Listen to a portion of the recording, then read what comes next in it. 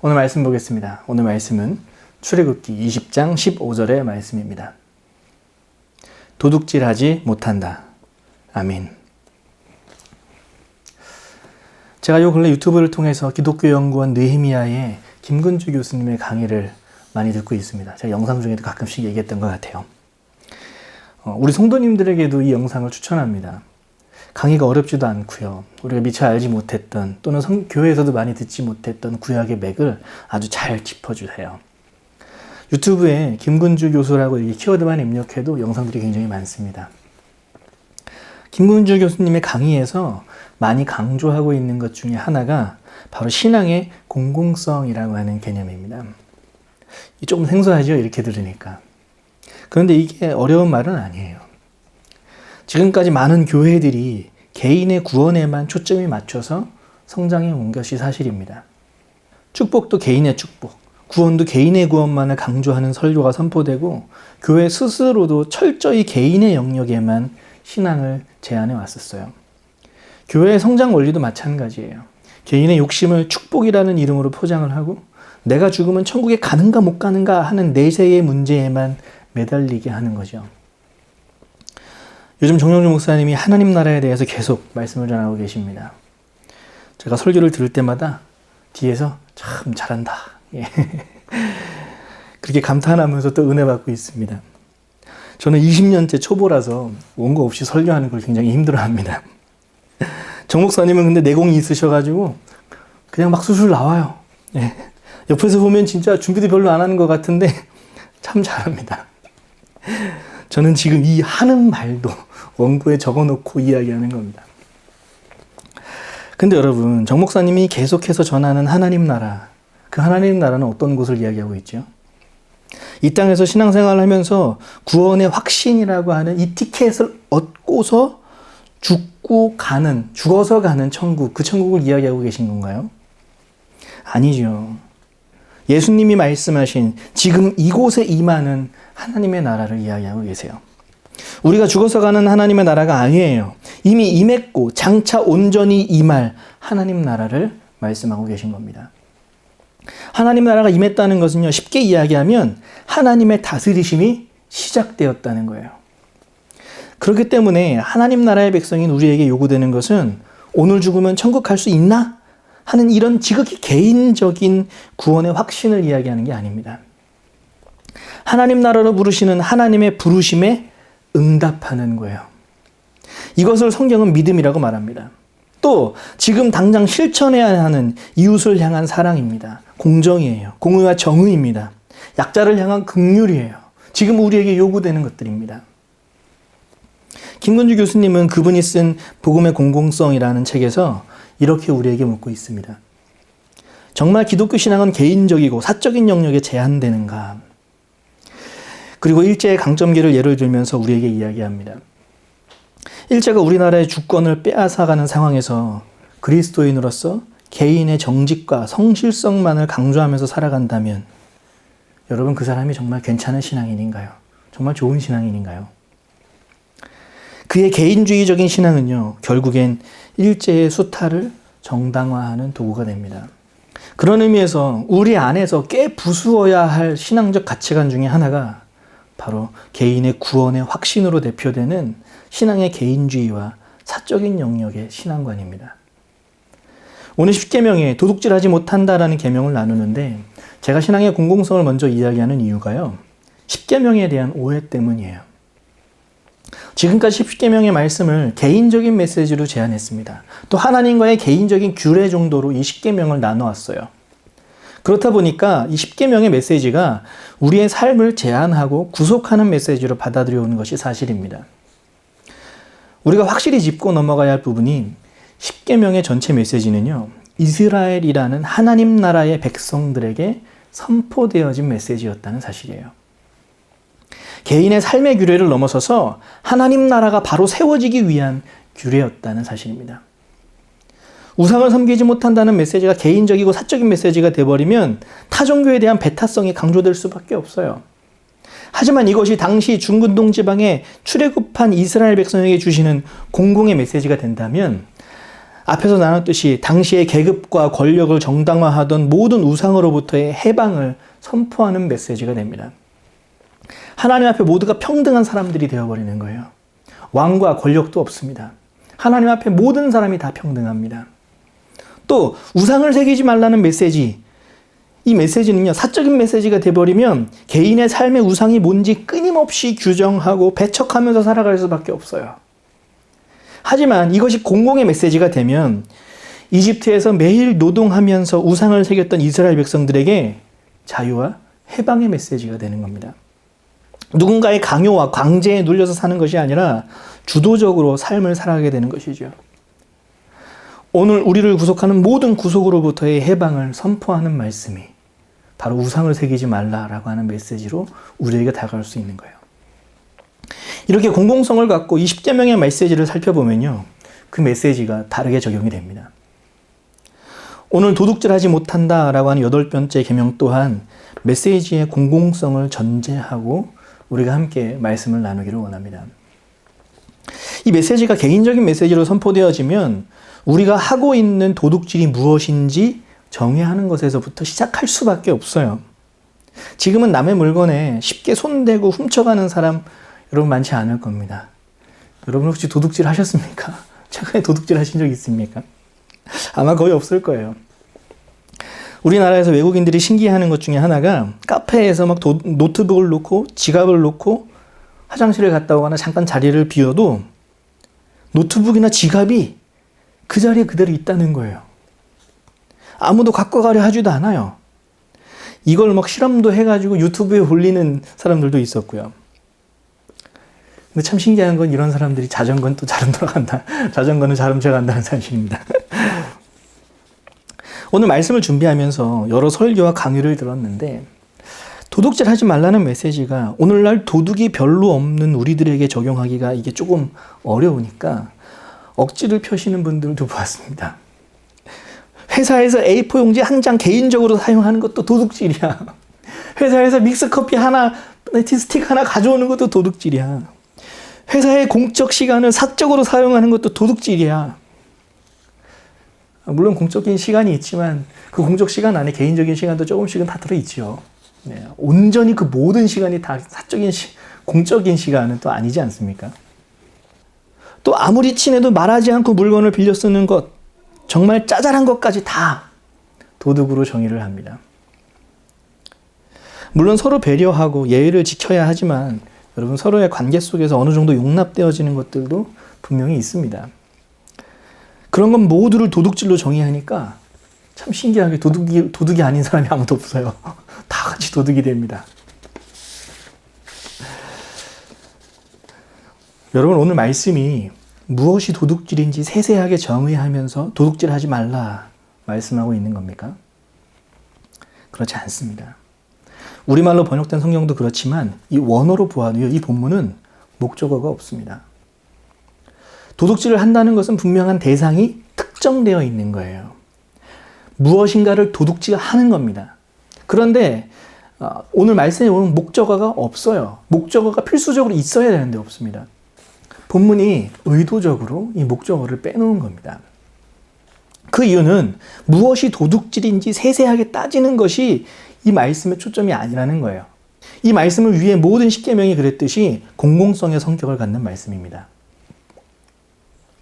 물론 우리 한 명 한 명이 도둑질을 하지 말아야 한다라는 의미도 분명히 포함되어 있습니다. 하지만 이 말씀이 공공성을 갖게 되면 한 사람의 도둑질은 공동체 모두가 계명을 어기게 되는 결과를 낳게 되는 거예요. 다시 말해서 하나님이 도둑질하지 못한다라고 선포하는 말씀은 한 개인이 아니라 이스라엘 백성 공동체 입장에서 듣게 된다면 도둑이 없는 나라가 되어라 라고 하는 메시지로 듣게 될 수밖에 없다는 겁니다. 그런데 여러분, 도둑이 없는 나라를 만드는 것, 도둑이 없는 나라를 만들어라 라고 하는 메시지, 이 말씀이 여러분 가능한 이야기인가요? 저는 가능하다고 생각합니다. 아니, 가능하다고 믿고 방향을 정하고 하나씩 만들어가야 한다라고 생각을 합니다. 성경에 보면 5계명, 6계명, 7계명을 어기는 것에 대해서는요, 굉장히 엄격하게 벌이 내려지는 것을 볼 수가 있어요. 부모를 거역하는 폐륜이나 의도적 살인이나 간음에 대해서는요, 사형을 선고해버립니다. 하지만 오늘 말씀의 도둑질에 관한 판결은요, 비교적 가볍게 판결이 내려져요. 도둑질한 물건에 대한 값을 몇 배 더해서 갚아야 된다는 겁니다. 예를 들면 소를 훔치면 5배를 갚아야 하고 양을 훔치면 4배를 갚아야 했습니다. 도둑질한 범죄에 대한 대가를 확실하게 지불을 하고 물건을 잃어버린 사람에겐 잃어버렸던 상실감까지 배상해 주라라고 하는 말씀인 거예요. 왜 하나님은 도둑질에 대한 구형은 비교적 좀 가볍게 내리시고 있을까요? 왜냐하면 도둑질을 하지 않으면 지금 당장 살 길이 막막한 사람들이 있었기 때문에 그래요. 우리나라에서도 가끔 생계형 도둑 사건들이 언론에 보도되기도 합니다. 경제활동을 하지 못하는 처지에 있는 사람들이 자녀는 먹여야 하기에 어쩔 수 없이 도둑질을 하는 사람들이 언론에 보도되기도 했습니다. 근데 어김없이 언론에 보도가 되면 그 사람을 향한 따뜻한 온정의 손길이 계속해서 전해지게 돼요. 어떤 사람은 돈을 보내주기도 하고요. 생필품을 보내주기도 하고요. 또 어떤 사람은 일자리까지 마련해 주기도 합니다. 그래서 성경에 보면 하나님은 이들이 도둑질해서 살지 않아도 될 수 있도록 대안을 제시해 주고 계세요. 농사 짓는 사람들에게 밭에 내 모퉁이는요, 이삭을 거두지 못하게 하십니다. 포도원의 농부는 포도를 다 따지 못하게 하고 남겨두라고 말씀하세요. 추수를 하다가 땅에 떨어진 곡식은 줍지 말라고 말씀하십니다. 레위기서 19장 9절과 10절이에요. 제가 읽어드릴게요. 밭에서 난 곡식을 거두어 드릴 때에는 밭 구석구석까지 다 거두어 드려서는 안 된다. 거두어 드린 다음에 떨어진 이삭을 주어서도 안 된다. 포도를 딸 때에도 모조리 따서는 안 된다. 포도밭에 떨어진 포도도 주어서는 안 된다. 가난한 사람들과 나그네 신세인 외국 사람들이 줍게 그것을 남겨두어야 한다. 내가 주 너의 하나님이다. 우리 주변에 도둑이 없도록 하는 방법은 먼저 그들에게 살 길을 주어야 한다는 겁니다. 말씀에 보면 가난한 사람들과 나그네, 외국 사람들, 사회적 약자들이 먹고 살 수 있도록 자리를 주는 것이 의무라고 말씀하세요. 그들에게 뭔가 접선하듯이 주는 것이 아니에요. 당연히 그래야 한다는 겁니다. 그들이 눈치 보면 이삭을 줍는 것이 아니라 당연히 그들의 몫으로 남겨두라고, 공동체가 돌봐야 한다라고 성경은 이야기합니다. 그런데 우리가 방금 읽은 레위기 말씀에서 여러분 이렇게 행해야 되는 이유가 무엇이라고 말씀하시죠? 마지막에 이렇게 얘기해요. 내가 주 너희의 하나님이기 때문이다. 더 정확히는 내가 너의 하나님이며 동시에 가난한 자, 나그네, 사회적 약자들의 하나님이기 때문이다 라는 의미입니다. 이 말씀엔 내가 약자를 돌보는데 너의 손길을 사용하겠다 라고 하는 하나님의 메시지가 들어있어요. 또 이 말씀에는요, 가난한 자를 돌보는 너를 반드시 내가 지키겠다. 내가 너의 인생 책임지겠다 라고 하는 하나님의 메시지가 그 속에 숨겨져 있습니다. 이 말씀은요, 신약으로 넘어가면 초기 교회 공동체가 더 적극적인 행동과 결과로 나타나게 됩니다. 사도행전 2장 44절과 45절이에요. 믿는 사람은 모두 함께 지내며 모든 것을 공동으로 소유하였다. 그들은 재산과 소유물을 팔아서 모든 사람에게 필요한 대로 나누어 주었다. 이제 예수 그리스도의 십자가와 부활을 경험한 사람들이 공동체를 이루고 그 공동체 속에서 그들의 소유를 나눠두기 시작했습니다. 그랬더니 사도행전 4장 32절과 34, 35절에 가면 이런 말씀이 나와요. 많은 신도가 다 한 마음과 한 뜻이 되어 아무도 자기 소유를 자기 것이라고 하지 않고 모든 것을 공동으로 사용하였다.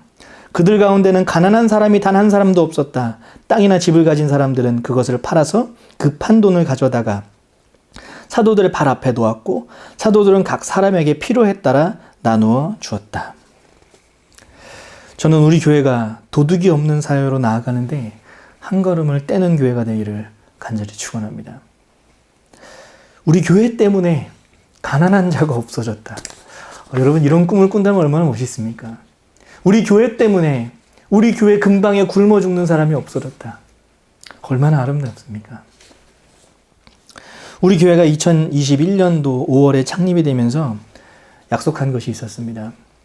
우리의 재정의 10%는 해외 선교에, 전체 재정의 10%는 어린이 교회에, 또 전체 재정의 10%는 이웃사랑에 헌신하자라는 거였습니다. 총 30%의 재정, 전체 재정의 30%의 재정을 우리가 아닌 다른 사람들을 위하여, 우리 이웃을 위하여 사용하자라는 약속이었습니다. 참 감사하게도요, 11월 마지막 주로 결산을 받는데요. 각각 184만 7,700원씩 총 554만 3,100원이 적립이 되었습니다.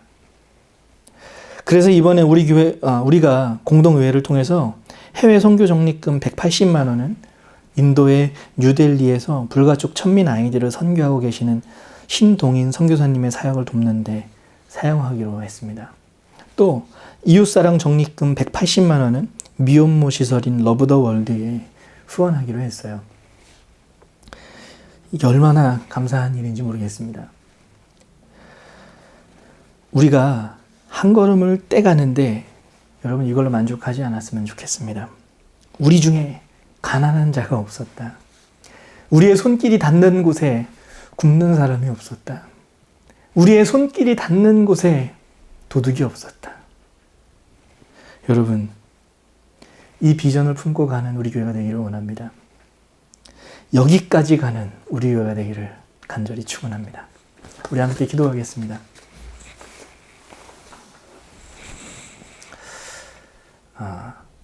우리가 특별히 이번에 지원하게 되는 우리 신동인 선교사님 위해서 함께 기도했으면 좋겠습니다. 우리 정효준 목사님과 함께 그 선교사님을 만나 뵀는데요. 정말 너무 순수하신 분이더라고요. 그리고 정말 아이들을 위해서 참 헌신하는 분이었습니다. 그래서 저희도 인터뷰를 하면서 이 선교사님을 정말 우리 교회가 잘 돕고, 그리고 뭔가 이 선교사님이 선교하는데 우리가 최대한으로 기도와 또 지원을 했으면 좋겠다 하는 생각이 들었습니다. 여러분, 선교사님을 위해서 기도해 주시기 바랍니다. 우리가 기회가 닿는 대로 이 선교사님과 함께 인터뷰했던 것들, 그리고 이 선교사님의 인터뷰 영상들을 또 사역에 관련된 여러 사진들과 영상들을 편집을 해서 이 유튜브 채널에 올리도록 하겠습니다. 여러분, 선교사님의 사역을 위해서 우리 함께 기도해 주시고요. 또 우리가 또 후원하는 러브 더 월드 미혼모 시설 위해서도 우리가 함께 기도하기 원합니다. 제가 기도하고 축도로 모든 예배를 마치도록 하겠습니다. 하나님, 오늘 우리가 우리의 주변에, 우리의 손길이 닿는 곳에 가난한 자가 없어졌다. 우리의 손길이 닿는 곳에 도둑이 없어졌다. 우리의 손길이 닿는 곳에 하나님의 나라가 확장되었다. 이 비전을 품게 하시니 참 감사를 드립니다. 우리가 비전을 향해서 한 걸음 한 걸음 내디딜 때마다 하나님 우리에게 힘을 주시고, 하나님 정말로 하나님의 나라가 확장되어 가는 것을 우리가 보게 하여 주시옵소서. 감사합니다.